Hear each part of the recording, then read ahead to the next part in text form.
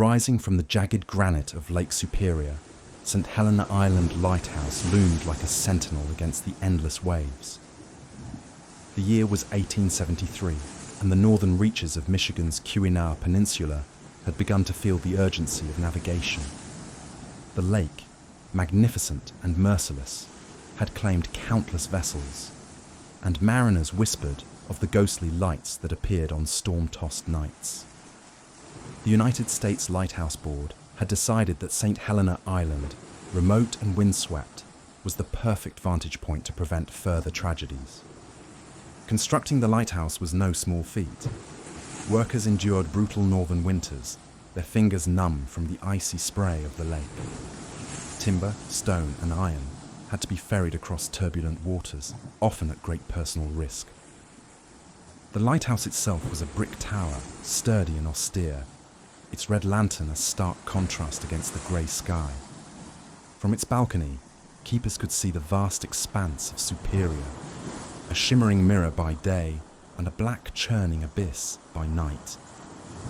The first keeper, Jonathan P. Whitmore, arrived in 1874 with his family, determined to maintain the light. Whitmore was a man of method and quiet habits, yet even he could not escape the isolation. The island had a rhythm of its own, the creaking of the tower in the wind, the cries of distant gulls, the persistent roar of the waves. Locals on the mainland would later recall seeing Whitmore's figure pacing the balcony at odd hours, sometimes whispering to shadows that seemed to cling to the stone walls. From the beginning, the lighthouse bore witness to tragedy. Just a year after its completion, a winter storm swallowed a small cargo schooner near the eastern shoals.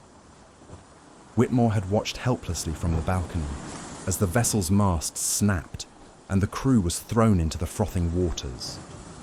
One young sailor's face, pale and terrified, lingered in Whitmore's memory long after the wreckage had been cleared. He would later claim, in quiet confessions to passing supply boats, that the boy's ghost sometimes drifted near the light on stormy nights, calling out silently for help.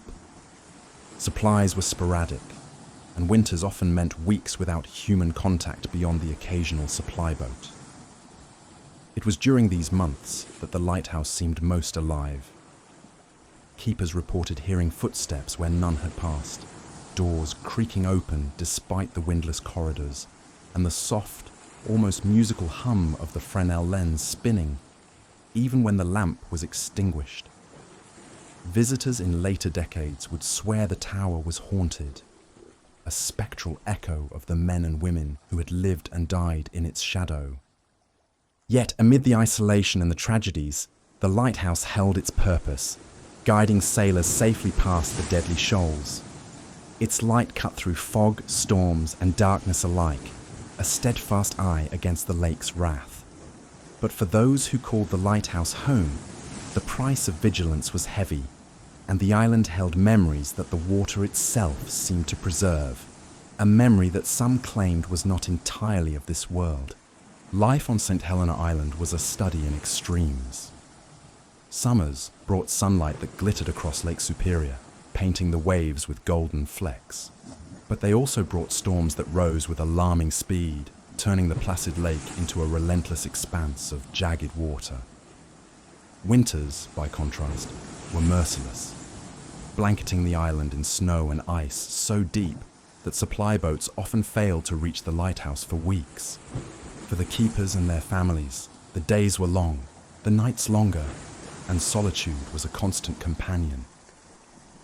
Jonathan Whitmore's routine was a rigid ballet of survival and duty. At dawn, he would climb the spiral staircase to clean the Fresnel lens and trim the wick of the lamp, ensuring its light reached the horizon. He meticulously recorded every detail in the lighthouse log, the temperature, the wind, the movement of ships. His wife, Margaret, managed the household, cooking over a cast-iron stove, mending clothes, and tending a small garden where the soil permitted. Their children, though young, learned early the dangers of the island: slippery rocks, sudden gusts, and the cold embrace of Lake Superior if missteps occurred. Isolation weighed heavily on the Whitmores. Letters from the mainland were sporadic, often weeks late, and news of friends and family felt like whispers from a distant world. To stave off the quiet, keepers spoke to the walls, told stories, and sometimes swore that the lighthouse itself had a presence, a silent observer that listened and watched as much as it guided the lost. It was a notion dismissed by outsiders as fanciful imagination. Yet the keepers felt its truth in the chill that crept along corridors on calm nights, or the inexplicable creaking of doors, despite the absence of wind. It was during these long nights that the first signs of the lighthouse's haunted reputation began to emerge. Whitmore and other early keepers reported hearing the echo of footsteps behind them in the tower, only to find empty stone stairs. Lamps flickered without cause, casting shadows that moved independently of the human figure. On one particularly bitter winter evening, Whitmore claimed to have seen a figure at the edge of the lantern room, a young sailor whose face mirrored that of the boy lost in the shoals the previous year. When Whitmore approached, the apparition vanished into the glass, leaving only a cold breeze and the scent of brine. Tragedy was never far. In 1880, a small fire broke out in the lighthouse kitchen. Quick thinking prevented a full-scale disaster, but Margaret Whitmore suffered severe burns. She survived, but keepers afterward whispered of strange occurrences in the kitchen. The sound of a falling pot, a cold draught near the stove, and the sensation of being watched while cooking. Some claimed it was the spirit of Margaret herself, warning future keepers of hidden dangers, while others suggested it was the lake's restless energy manifesting through the brick walls. Yet life persisted. Each keeper forged a bond with the island, learning its moods, respecting its power, and accepting that it demanded both vigilance and sacrifice. They walked the rocky shores at dawn, scanning the horizon, listening to the cries of gulls, and navigating the thin line between safety and catastrophe. And always, the light above them pulsed like a heartbeat, a reminder of their duty and a beacon for the mariners who trusted it to guide them home. But for those who spent months alone within the walls, the line between the living and the spectral began to blur. Shadows stretched longer than they should.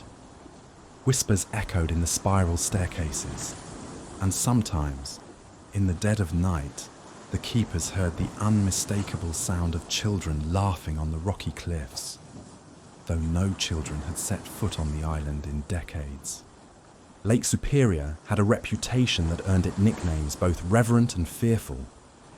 Its beauty belied the treachery that lay beneath, and the waters around St. Helena Island were particularly unforgiving. Hidden shoals and sudden storms turned routine crossings into perilous journeys, and the lighthouse, though a beacon of hope, could not always prevent disaster. One of the earliest recorded tragedies occurred in the summer of 1875, barely a year after the lighthouse became operational. The schooner Clara Bell, carrying iron ore from nearby ports, was caught in a sudden squall. Whitmore, stationed in the lantern room, watched helplessly as the vessel's masts buckled beneath the storm's fury. The cries of the crew, carried faintly across the wind, left an indelible mark on him. By morning, only debris and scattered personal effects washed ashore. Local law later claimed that on stormy nights, sailors could see faint lights bobbing near the shoals, the Clara Bell crew eternally searching for safe passage. Other wrecks followed. In 1883, a freighter named the SS Michigan struck a hidden reef near the island. Unlike the Clara Bell, this disaster claimed almost the entire crew. Survivors were few, and those who made it to the mainland carried tales of ghostly figures guiding or misleading them as the storm raged. Many attributed their survival, or lack thereof, to the mysterious energies surrounding St. Helena Island, a place where the dead lingered, refusing to leave the cold waters. Keepers were not immune to these tragedies. Jonathan Whitmore's successor, Samuel O'Connor, faced a harrowing winter in 1892 when a supply schooner, tasked with delivering fuel and provisions, vanished in a whiteout storm. O'Connor remained vigilant, patrolling the island's edges and calling out to the wind, yet no response came. Weeks later, fragments of the vessel and frozen cargo were found, scattered along the jagged coastline. From that point onward, O'Connor claimed that the ghostly sound of creaking rigging and distant shouting haunted the lighthouse at night, especially during storms. The cumulative weight of such disasters fostered a sense of reverence and fear among those who lived on the island. Reports emerged of inexplicable phenomena directly linked to shipwrecks. Keepers spoke of phantom sails visible in the fog, spectral crew members wandering the shoreline, and the distant tolling of bells from sunken ships. Some nights, the lighthouse itself seemed to respond. The Fresnel lens would spin with unnatural intensity, casting wild beams across the lake, as if warning mariners of perils not yet visible. Local lore took on a life of its own. Mariners passing St. Helena Island told stories of lights moving independently from the lighthouse, mimicking the path of ships long lost to the lake. Families on shore claimed to see apparitions standing atop the cliffs, signaling or gesturing toward the water. Scholars would later speculate that the combination of isolation, harsh weather, and psychological strain on the keepers gave rise to these tales. But those who had lived through the storms insisted the island held something beyond explanation. Amid the tragedies, the lighthouse remained a sentinel. Its red lantern glimmered through fog, storms, and the longest nights, and though many sailors perished, countless others found safe passage thanks to its unwavering glow. Yet the echoes of the lost never faded. Even in calm weather, whispers of voices carried across the water, and faint shadows appeared to those who dared climb the tower after dark. St. Helena Island was not merely a guide for the living, it had become a resting place for souls claimed by the lake, a threshold between the world of the living and that of the departed. By the turn of the century, St. Helena Island Lighthouse had earned a reputation far beyond its practical role as a navigational aid. Tales of ghostly activity and unexplained phenomena were whispered among mariners, lighthouse keepers, and supply crews. While some dismissed the stories as superstition or the result of isolation and harsh weather, those who spent time on the island often insisted the lighthouse was alive in ways that defied explanation. Keepers reported footsteps echoing in the spiral staircase long after the last person had ascended or descended. Doors would creak open and slam shut without wind or human intervention. Some swore they could hear distant voices calling across the waves, voices filled with urgency or despair. Others spoke of fleeting figures glimpsed through the lantern room windows, men in old uniforms, sailors from vessels long lost to Superior's depths.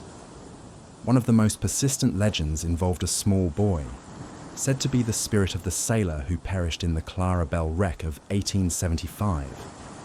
Keepers claimed that during winter storms, a faint figure could be seen on the rocks below, crouched against the wind, staring longingly at the lighthouse. Lamps and lanterns left unattended were often found moved or extinguished, as if the boy were mimicking the care once given to him in life. Whitmore and O'Connor, the early keepers, both insisted that the child's presence was benevolent, guiding and protecting those who served the light, but others later recounted feelings of unease, as if the boy were warning them of unseen danger. Stranger events persisted into the 20th century. In 1924, a supply crew reported seeing a ghostly ship, hull blackened and sails torn, gliding silently near the shoals during a summer storm. The sailors later claimed that the light of the lighthouse seemed to bend unnaturally toward the phantom vessel, as if acknowledging its presence. On several occasions, visitors claimed that the Fresnel lens would flash erratically, illuminating areas of the lake where no ship should have been. Inside the lighthouse, The atmosphere could be oppressive. Keepers spoke of sudden chills in rooms where the temperature should have been mild, and of shadows that moved against the natural fall of light. In the living quarters, objects shifted inexplicably. Chairs were overturned, logs in the fireplace rearranged, and supplies inexplicably misplaced. Some argued these were merely pranks by board keepers or the effects of drafts. Others insisted the lighthouse had a memory, a consciousness that preserved traces of those who had perished or lived within its walls. Perhaps the most unnerving stories involved the night watch. Keepers patrolling the island in darkness sometimes heard footsteps pacing beside them or the faint hum of a lamp igniting, though no light had been lit. On the coldest nights, some reported feeling a hand rest on their shoulder or a breath against their ear, only to find themselves alone in the snow. These occurrences were often described as fleeting, almost playful, yet laced with an unmistakable sense of sadness. It was as though the spirits were caught between worlds, neither fully at peace nor entirely bound to life. Visitors to St. Helena Island Lighthouse would often leave with an uneasy impression. Some spoke of a pervasive feeling of being watched, of distant laughter mingling with the wind, or of glimpsing a figure in the lantern room who vanished when approached. Photographs taken inside the tower occasionally revealed shadowy forms, indistinct yet unmistakably human, captured where no living person stood. Even decades later, lighthouse tours and historical societies reported similar accounts, fueling the enduring aura of mystery surrounding the island. Through it all, the lighthouse continued its mission. The red light at the top of the tower remained a steadfast guide to sailors navigating the treacherous waters of Lake Superior. Yet for those who lived and worked on St. Helena Island, it was clear that the light illuminated more than the lake. It cast its glow upon the lingering spirits of the past, a bridge between the living and the lost, between memory and the eternal cold of the superior waters. The isolation of St. Helena Island was both a crucible and a prison. For those who lived within the walls of the lighthouse, days could stretch endlessly, and nights even longer, with only the wind, the waves, and the haunting cries of gulls for company. Human contact was scarce, sometimes limited to the brief arrival of supply boats or the occasional visiting inspector. In such solitude, the mind, no matter how disciplined, could begin to blur the lines between reality and imagination. Many keepers recorded in their journals experiences that went beyond ordinary loneliness. Samuel O'Connor, who served in the late 1880s, described the sensation of being watched, even when alone. On several nights, he reported hearing the footsteps of unseen visitors pacing the spiral staircase, or the soft voice of a child calling his name across the wind-whipped rocks. At first, he dismissed these as tricks of the imagination, yet the persistence and clarity of these phenomena left him unsettled. One tragic account occurred in 1897, when keeper Thomas Hargrove succumbed to the pressures of isolation. Hargrove, a meticulous and steadfast man, began to display erratic behavior during a particularly harsh winter. He spoke to shadows on the walls, muttered warnings about phantom ships, and claimed that the lighthouse itself whispered secrets in his ear. By the time the supply boat arrived in spring, Hargrove was found wandering the cliffs, shivering, babbling incoherently about souls trapped beneath the waves. Though he survived physically, he was never the same, eventually resigning his post and returning to the mainland, haunted as much by the island's silence as by its spirits. The psychological strain of the lighthouse was compounded by its ghostly reputation. Keepers often began to interpret ordinary occurrences, the creaking of the spiral stairs, the sway of the tower in high winds, or the flicker of the Fresnel lens, as signs of spectral activity. Some noted that during storms, the lighthouse seemed to come alive, with doors opening and closing on their own, cold drafts brushing the skin, and shadows moving independently of the flickering lantern light. Over time, these repeated encounters left even the most rational men questioning their own senses. Isolation did not spare families. Margaret Whitmore, the wife of the first keeper, later wrote in her private journal about the whispering that fills the night, the inexplicable movement of objects, and the soft footfalls of those long gone. Children who grew up on the island often described the sensation of being observed, and some claim to see fleeting figures on the cliffs or in the lantern room, always just out of reach. Even in adulthood, they carried with them the uncanny memories of St. Helena's quiet, watchful presence. Yet, the keepers persisted. Despite the fear, fatigue, and occasional madness, they remained committed to the lighthouse's mission. It was their duty to the mariners, to the families awaiting news of ships, and to the memory of those who had already been claimed by the lake. In performing this duty, they formed a tenuous bond with the spirits around them, sometimes comforting, sometimes foreboding, but always present. Isolation, tragedy, and spectral encounters became inseparable from life on St. Helena Island. The lighthouse was not merely a structure of brick and stone.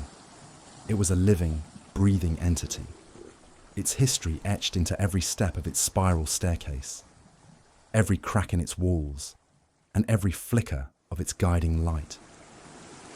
For those who called it home, the island demanded vigilance, resilience, and the courage to face forces that defied explanation. As the 20th century progressed, St. Helena Island Lighthouse remained an active guide for mariners, yet it also grew in notoriety as a site of paranormal fascination. Stories once whispered among keepers now reached wider audiences, drawing curious visitors, historians, and even paranormal investigators to the remote island. Each account added to the accumulating legend of a place where history, tragedy, and the supernatural converged. One of the most frequently cited phenomena involved the flickering of the lighthouse lamp. Visitors reported that, even when the light was extinguished, it sometimes blazed with sudden intensity, casting long, erratic beams across the water.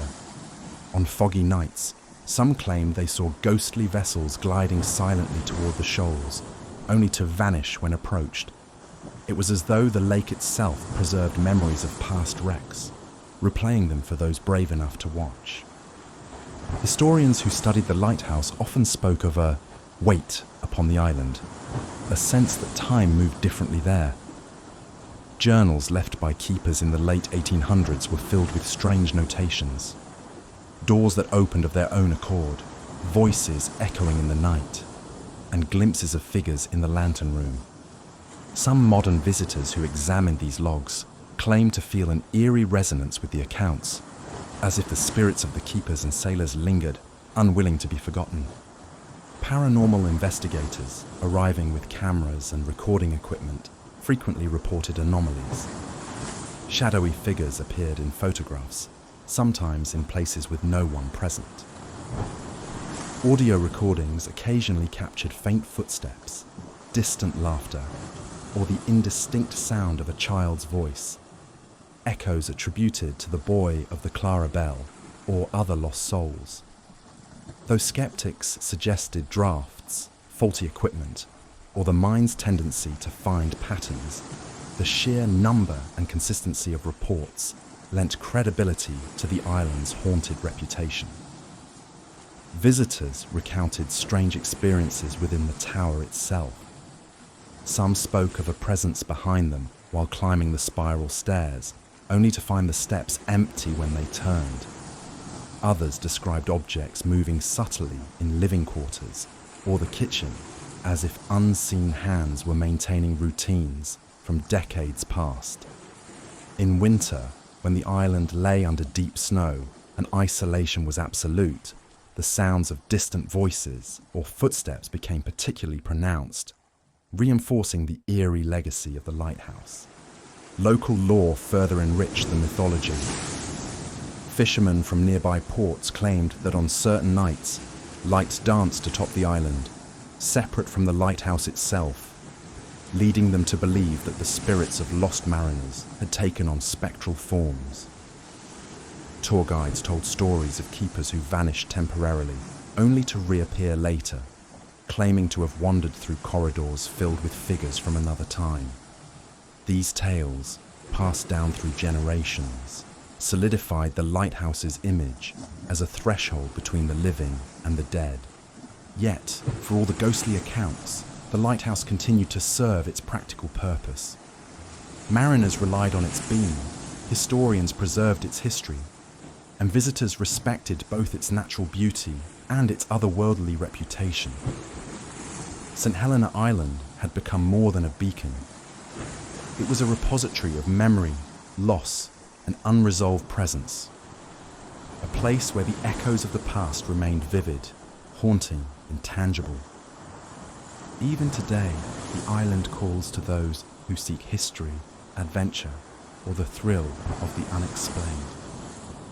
Each visitor leaves with stories of inexplicable sights or sensations, adding their own experiences to the tapestry of legend that surrounds the lighthouse.